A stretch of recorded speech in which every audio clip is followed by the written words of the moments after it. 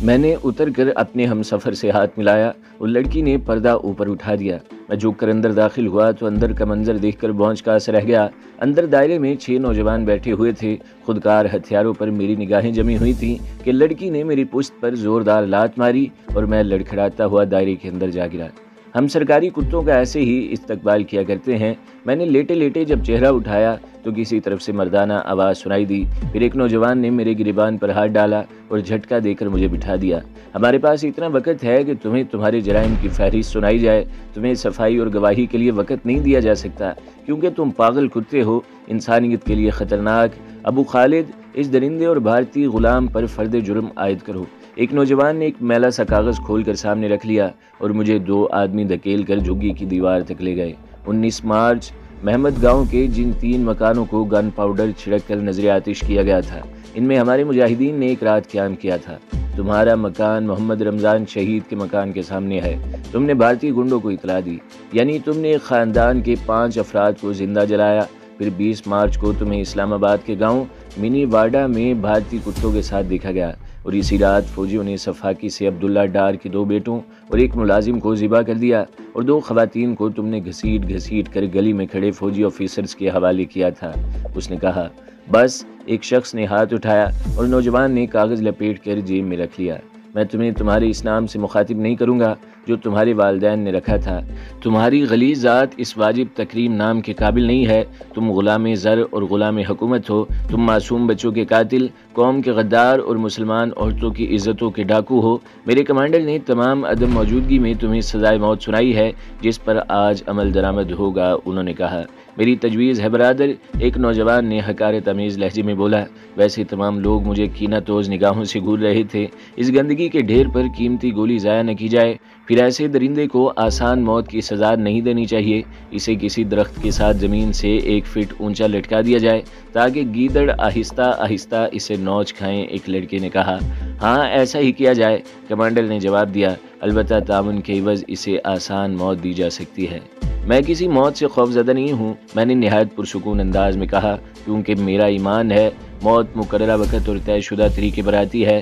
میں صرف یہ کہنا چاہتا ہوں کہ جلد بازی سے کام نہ لیں۔ اگر غدار کو اللہ تعالیٰ کے حکم کے تحت سزا دی جا رہی ہے تو اس کے قانون کا ایک حق مجھے ملنا چاہیے۔ فیصلہ آپ کر چکے ہیں، عمل بھی آپ کو کرنا ہے، لیکن مجھے صفائی کا موقع دیا جائے، میں نے کہا۔ کیا تم اپنے جرائم سے انکار کرو گے؟ ہاں، میں نے اس بات میں گردن ہلائی، اس لیے کہ جس عبدالعلی نے غداری کی ہے وہ شخص میں نہیں ہوں۔ یعنی تمہیں سرے سے عبدالعلی ہونے پر ہی انکار ہے، اس لڑکی نے کہا۔ ہاں دوستو، میں نے کہا، میں عبدالعلی کا ایک وقتی روپ ہوں۔ حضرت شاہ صاحب نے مجھے مذاکراتی وفد میں شامل کرنے کی غرض سے عبدالعلی کا روپ دیا ہے۔ اگر آپ لوگوں میں کوئی میک اپ کا ماہر ہے تو میرے قریب آ کر میری سچائی کا ثبوت دیکھ لے۔ میک اپ اتارنا اور خراب کرنا ہم سب کے مفاد میں نہیں ہے، لہٰذا آپ لوگ یہ تسلی کر لیں کہ آپ کے سامنے عبدالعلی نہیں بلکہ انسپکٹر جہانگیر ہے۔ ایک لاغر سا شخص محتاط انداز میں فاصلہ رکھ کر میری پشت پر چلا گیا۔ اس نے دونوں ہاتھوں سے میری گردن کو ٹٹولنا شروع کیا۔ جب اس نے وگ کا کنارہ گردن سے الگ کرنا چاہا تو میں نے اس کا ہاتھ روک دیا۔ مت اتارے بھائی، ابھی مجھے اس روپ میں ایک اہم کام کرنا ہے، میں نے کہا۔ بے شک یہ شخص میک اپ میں ہے، اس نے فیصلہ سنایا۔ پھر مجھے شک نہیں رہا کہ یہ عبدالعلی نہیں ہے، کمانڈر نے نرم آواز میں کہا۔ میرے بھائی، اب ضروری ہو گیا ہے کہ تم اپنے مشن کے بارے میں تفصیل سے بتا دو۔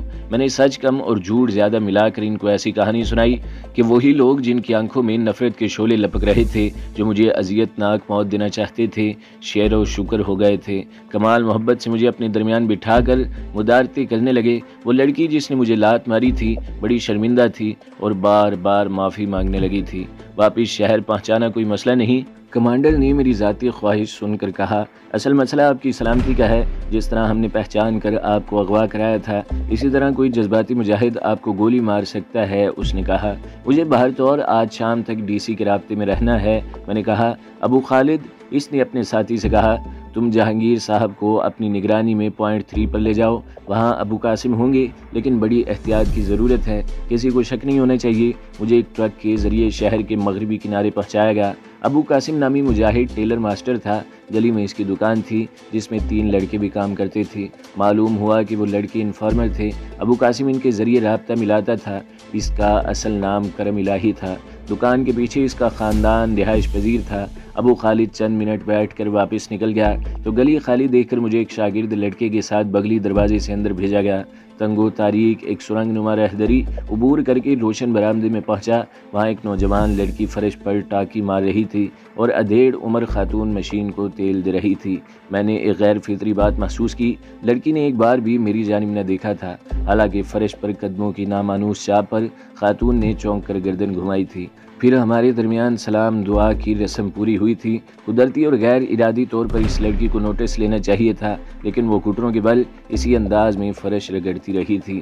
فیصل، خاتون بولی، مہمان کو نیچے لے آؤ۔ میرا خیال تھا مجھے تہخانے میں جانا پڑے گا، مگر وہ مکان کی نچلی منزل تھی۔ 3 کمرے اور چھوٹا سا صحن تھا۔ کمروں میں بان کی کھری چارپائیاں بچھی ہوئی تھیں۔ کچے فرش پر سگریٹوں کے ٹوٹے بکھرے ہوئے تھے۔ ایسے گندے کمروں میں رات کو بیٹھنا میرے لیے کوئی خوشگوار عمل نہ تھا، لیکن مجبوری تھی۔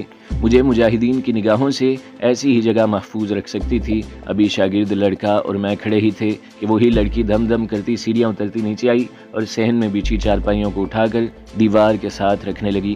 بچے، ایک کمرہ بھی صاف کروا دو۔ سچی بات یہ ہے کہ میں اس لڑکی کو قریب سے دیکھنے کی آرزو پر قابو نہ پا سکا۔ میرا ماضی ایسا ہی ہے کہ میں کوئی پارسا اور زاہد خشک کبھی نہیں رہا۔ گو حالات نے بہت سی سوچوں کو متاثر کیا تھا، لیکن پرانی عادات ویسی ہی تھیں۔ سارا قصور میری رنگین سوچ کا تھا۔ مجرم اس کے گلابی اور گداز ہاتھ بھی تھے۔ ممتاز آپا گونگی ہیں، لڑکے نے بتایا تو شوق دید ایک دم دکھ میں بدل گئی۔ پھر جب ممتاز واپس مڑی تو اس کا بھیانک چہرہ دیکھ کر بھرپور جھٹکا لگا۔ وہ پھر دوڑتی ہوئی سیڑھیاں چڑھ گئی۔ دیکھا آپ نے آپا کا چہرہ؟ اس نے کہا۔ ہاں، میں بمشکل بول سکا۔ اتنی خوش رنگ اور قد اول لڑکی سے قدرت نے کیسا مذاق کیا تھا؟ کیا یہ پیدائشی؟ نا جی، لڑکا نفی میں سر ہلانے لگا۔ پچھلے سال تک آپا کالج میں پڑھتی رہی تھیں، وہاں سے اس کو فوجی اٹھا کر لے گئے تھے۔ پھر جب استاد جی کو واپس ملی تو ایسی تھی۔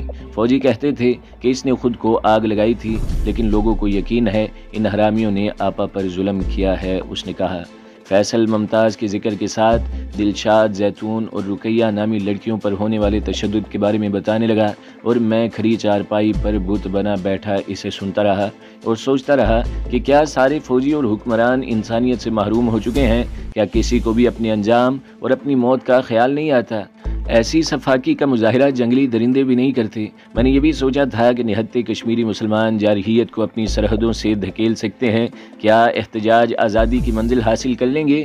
فیصل مجھے خاموش پا کر وہاں سے چلا گیا۔ پھر نہ ممتاز آئی تھی، نہ ماسٹر نے کوئی خبر لی تھی۔ میں بازو پر سر رکھ کر سوچتے سوچتے سو گیا تھا۔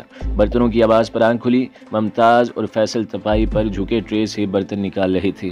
فیصل، لوٹا لے آؤ، میں منہ ہاتھ دھونا چاہتا ہوں۔ ممتاز نے فوراً گردن گھمائی تھی، حالانکہ فیصل نے بتایا تھا کہ وہ گونگی ہے۔ کیا وہ صرف قوت گویائی سے محروم تھی؟ اگر وہ کچھ دیر رکتی تو میں اپنا شک دور کر لیتا، لیکن وہ گھبرا کر فیصل کے پیچھے ہی کمرے سے نکل گئی تھی۔ فیصل کے ذریعے میں نے ماسٹر تک پیغام پہنچایا کہ مجھے ٹیلی فون کی سہولت چاہیے۔ جواب میں ابو قاسم ٹیلی فون سیٹ کے ساتھ خود آ گیا۔ چھت کی چمنی سے ٹیلی فون کی تار نیچے کسی نے اتارے۔ پلگ لگا کر ابو قاسم واپس چلا گیا تو میں نے ڈی سی کا دیا ہوا نمبر ڈائل کیا۔ ڈی سی کی بیگم نے کال اٹینڈ کی۔ ہولڈ پلیز کہتے ہی ڈی سی لائن پر آ گیا تھا۔ میں نے اپنا نام بتایا تو اس کا لہجہ نرم ہو گیا۔ کہاں ہو عبدالعلی؟ میرے ذرائع نے تمہارے بارے میں تشویشناک رپورٹ دی ہے، اس نے کہا۔ جلتے گھر کی ہر شے کے بارے میں تشویشناک رپورٹ ہی ہو سکتی ہے جناب، میں نے ذو معنی جواب دیا۔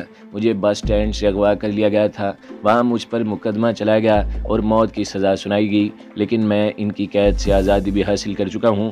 آپ مجھے کتنی جلدی تحفظ فراہم کر سکتے ہیں یہ آپ پر منحصر ہے، میں نے کہا۔ لوکیشن بتاؤ، میں گاڑی بھیج دوں گا، انہوں نے کہا۔ چٹان کے آفس میں ہوں، میں نے بتایا۔ یہاں صرف چوکیدار ہے، باقی لوگ ابھی آنے والے ہیں۔ آپ جلدی گاڑی بھیج دیں اور گاڑی کا نمبر مجھے بتائیں، میں خطرہ محسوس کر رہا ہوں، میں نے کہا۔ اس نے گاڑی کا رنگ، نمبر اور ڈرائیور کا حلیہ لکھوا دیا۔ جب میں گلیوں کے جال سے نکل کر چٹان آفس کے سامنے پہنچا تو مطلوبہ گاڑی مخالف سمت سے آتی دکھائی دی۔ جو ہی گاڑی رکی، میں باڈی پر ہاتھ مار کر ڈرائیور کے سامنے سے ہوتا ہوا فرنٹ سیٹ پر بیٹھ گیا۔ آپ کو زیادہ انتظار تو نہیں کرنا پڑا جناب؟ ڈرائیور نے کار کو ٹرن دیتے ہوئے پوچھا۔ جواب میں نے نفی میں گردن ہلا دی تھی۔ ڈی سی کو میں نے ایسی کہانی سنائی کہ وہ ساری مصروفیات ترک کر کے میرے لیے وقف ہو گیا تھا۔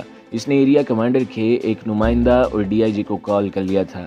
ایک لیفٹیننٹ کرنل اور ڈی آئی جی دونوں 5-5 منٹ کے وقفے سے ڈی سی کی کوٹھی میں داخل ہوئے۔ ڈی سی کا پرائیویٹ سیکرٹری دونوں کو باری باری اندر لایا تھا۔ ڈی سی نے میرا خاصی تفصیل کے ساتھ تعارف کروایا اور ان کے سامنے حکومت کے لیے میری سابقہ خدمات اور آئندہ کا پروگرام رکھا۔ لیکن یونیفارم کیوں؟ ڈی آئی جی نے سوال اٹھایا۔ آپ جانتے ہیں پولیس کے اپنے فرائض ہیں، ہم وادی میں امن و امان قائم رکھنے کی ذمہ داری سنبھالتے ہیں۔ ہمیں حکومت اور سیکورٹی فورسز نے جس راستے پر لگا دیا ہے اس سے پولیس بدنام ہو چکی ہے۔ آپ چاہتے ہیں کہ اب عبدالعلی جیسے لوگ ہم اپنے درمیان لے لیں؟ معذرت کے ساتھ میں اس تجویز کی اس وقت تک مخالفت کروں گا جب تک مجھے مطمئن نہیں کیا جاتا۔ عبدالعلی کی زندگی خطرے میں ہے، ڈی سی نے کہا۔ مجاہدین کی تمام جماعتیں ان کی تلاش میں ہیں اور ایک جماعت حرکت الانصار نے ان کو سزائے موت سنا دی ہے۔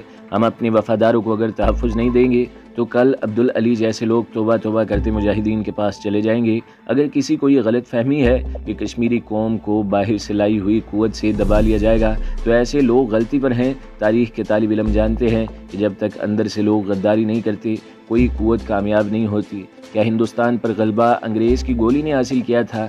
نہیں، بلکہ میر جعفر اور میر صادق جیسے لوگوں نے انگریزوں کو کامیابی دی تھی۔ ہمیں بھی ایسے ہی لوگوں کا تعاون حاصل کرنا ہوگا، ڈی سی نے کہا۔ آپ نے مجھے کیوں بلایا ہے؟ کرنل نے پوچھا۔